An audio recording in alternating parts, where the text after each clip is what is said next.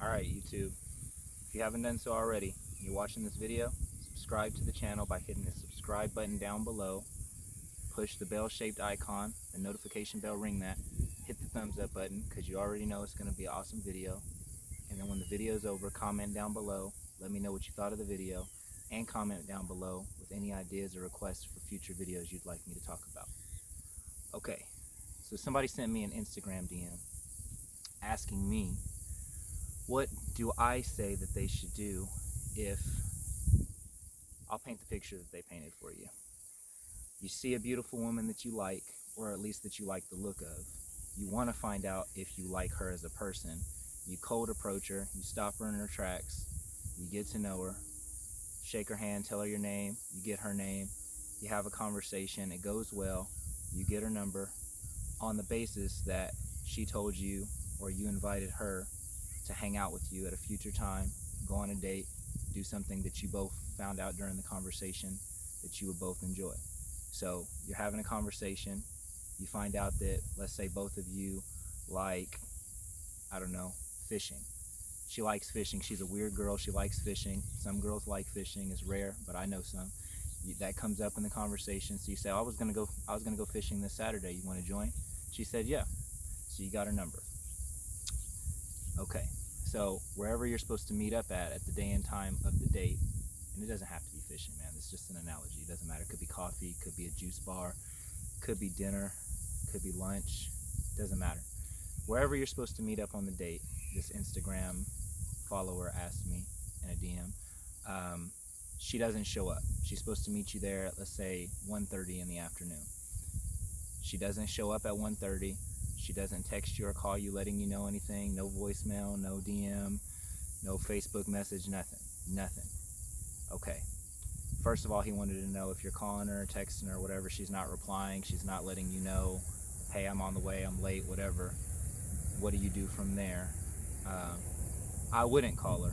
I wouldn't text her. I wouldn't leave her a voicemail. I wouldn't leave her a Facebook message. I wouldn't be asking her, you know, are you just late or are you coming at all or what? I wouldn't do any of that stuff. And then he wanted to know, what do you do about it? If she hits you up the next day, she texts you or calls you the next day, tries to act like nothing happened, like it's no big deal. She gives you some story about some little nonsense that happened that she supposedly couldn't even let you know that she wasn't going to be there at all or be late or whatever. What do you do about that? Okay, so question number one, I wouldn't text her, I wouldn't call her, I wouldn't ask her if she's running late, I wouldn't ask her why she's not on time, I wouldn't say anything at all, wouldn't do it.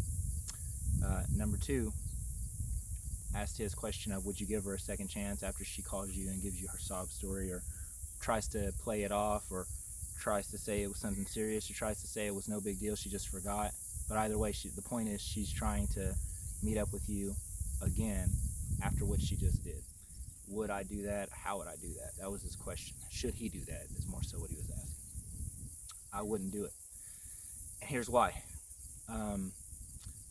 Maybe a lot of you that watch these videos are probably employees, because just most people in general are employees.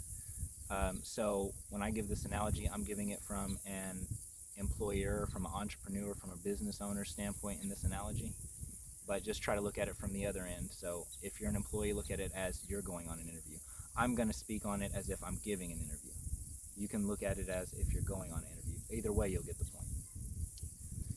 If I'm looking to hire somebody for a position in my company, or if you're looking to be hired as an employee for a position in someone's company, you need a job.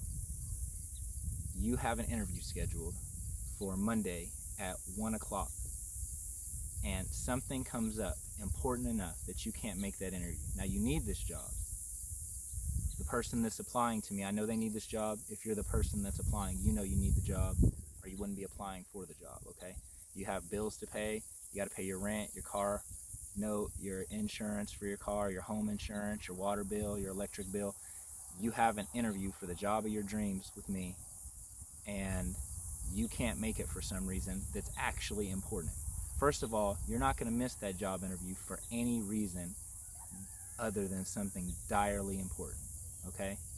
So you're not going to miss that you're not going to miss that meetup interview because you just don't feel like going, or somebody offered you to hang out at the last second, one of your guy friends or one of your girlfriends offers you to hang out with them at the last second, you're just like, I'll reschedule the interview. You wouldn't do that, because nothing is more important to you at that moment than that interview, because you need to pay your bills, okay?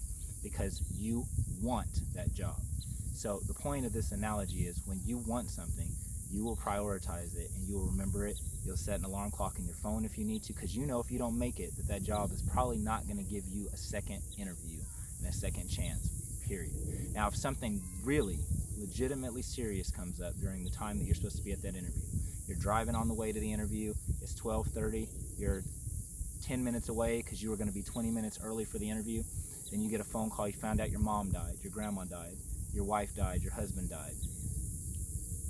Yeah, of course you're going to miss the interview, because something bizarrely and unusually important came up that is more important than the interview, or even more important than paying your bills.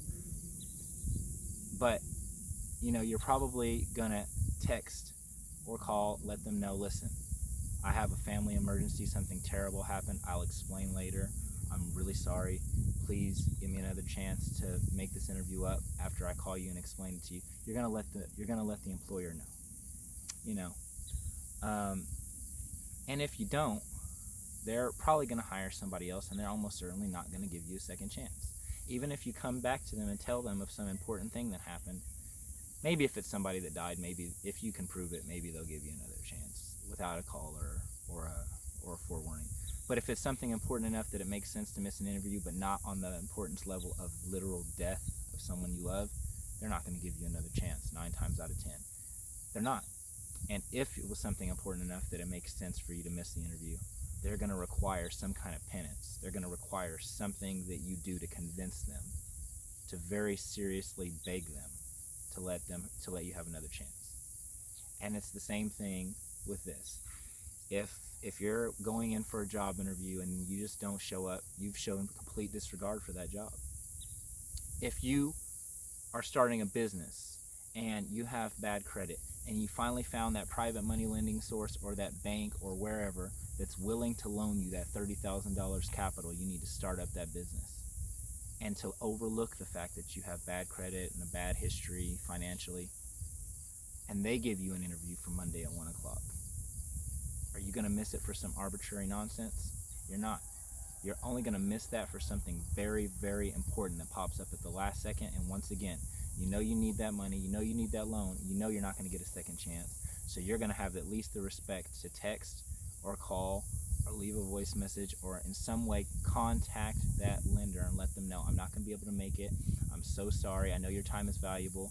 I did not mean to waste your time. This is what came up. Please give me another chance to reschedule, and I will come back as soon as my family emergency is over. That's what you would do. That's not just what a man would do. That's what a woman would do too. So this isn't a male-female issue. That's what an intelligent person would do when something is important to them. They prioritize it. So if you've got a date with a beautiful woman that you hit it off with, in your mind, on your side, you had a real connection, but then she doesn't show up at the exact time she's supposed to be there. Maybe she's running 30 minutes late. Maybe she's not going to show up at all. You shouldn't be there to find out when she gets there if she's running late, because the moment that time that she's supposed to be there hits, you need to leave. Or you need to find some other woman that's in that vicinity, talk to her, and invite her to have an instant date with you. And then if that girl shows up, tell her, hey, you were late, I don't know what to tell you. If the girl doesn't show up, great. But if you're not going to talk to somebody, if there's nobody there worth talking to, if there's no pretty woman there that you want to get to know, then what you need to do is just leave. Don't sit there waiting, hoping that she's going to show up late with her stupid excuse. Don't do that. Treat her the same way a boss at an interview would treat you. Treat her the same way that a bank that was trying to give you a business loan, do you a favor, would treat you if you didn't show up or if you showed up late. Better yet, treat her the way she would treat you if you asked her out on a date, this beautiful woman. You were supposed to be there at 1 o'clock, and you didn't show up, and you didn't call, and you didn't text. What do you think she would do? She would try to get you to apologize and to beg her for a second chance. That's what she would do. It depends. If she was not really that attracted to you at all, she'd completely blow you off if you did that. if she's very, very attracted to you and you did that, well then it might work in your favor, because women are weird like that. But if she's not highly attracted to you in the first place and you did that, you're done. You're out of there. And that's what you need to do to her, because when she does that to you, when she stands you up, no call, no show, or even if she texts you and says, hey, I'm gonna be 45 minutes late to our date, and she's texting you at the time of the date, not like an hour before or something, just leave. Just leave and treat her the same way any job would treat her if she had an interview, any bank would treat her if she wanted to get a loan, because that's what anybody that values their own time and demands respect from people in general would do. And that's what you should do, because you should be a person who values your own time and demands respect from people. You should not give that woman another chance. You should not answer the phone to that woman. You should not reply to her text messages. I would leave them on read indefinitely. I wouldn't block her, because that's petty, that's the girl stuff. But I would leave her on read indefinitely, or at least I would leave her messages, no matter how many she sent, I would leave them on read for days. Then if I opened them, I probably wouldn't, but if I did, days later, 4 days later, or she kept calling and texting and leaving voicemails, I might check the messages, and I don't check voicemails personally at all, even with people that didn't stand me up. I just don't check voice messages. It's just, I don't know why, I just don't. But if you do eventually, days later, check her text messages, and she's like literally begging you for another chance, telling you she will make it up to you, giving you details on how she will make it up to you, and it's something that actually matters to you, that she abstracted from the first conversation that you had and remembered something special about you that you really, really like, or that you really, really value, and she offers to do that, take you to do that on her or whatever, maybe then, because then maybe if it was a legitimate enough reason that she's telling you, and if she's telling you the truth, probably she's not telling you the truth, but if she's telling you the truth, or even if she's lying one way or the other, as long as she is making it very, very clear that she's willing to make it up to you because she knows she's screwed up, then if you want to, you can go ahead and give her a second chance then, but make it very clear to her that she better never ever do that again, or there will not be a second chance. Again, barring something logical like an emergency death or something like that in the family, things like that that make sense. Of course, you give leeway to stuff like that. But if it wasn't something like that, you let her know. Even if she's told you she's going to make it up to you and made it very clear she knows she messed up, if you give her another chance, you let her know she better never do that again to you. That's my answer to you, Instagram follower. Hope you enjoyed it. Comment down below. Hit the thumbs up. Anybody that's watching this video that hasn't done so already, subscribe to the channel. Hit the subscribe button down below. Push the notification bell, the little bell-shaped icon. Push that. Hit the thumbs up. Comment down below what you thought about this video, on any requests on future videos that you'd like to see me make. Thank you. Have a good one.